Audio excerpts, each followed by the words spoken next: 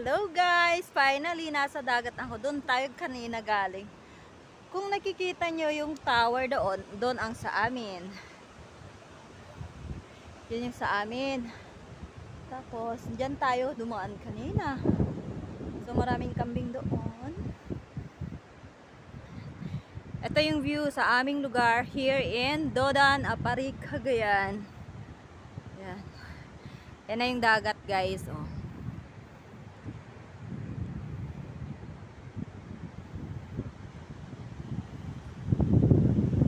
Kaya nung bata kami, ang tataas ng mga burol.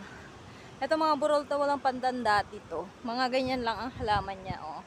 Ito, pwede mo siyang gawing Christmas decor. Ito yung bulaklak ng damo na ito.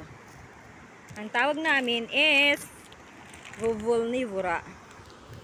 Ang sarap maligo sa dagat guys. Oh. Lalo na pag umaga. Ayan. Ang ganda.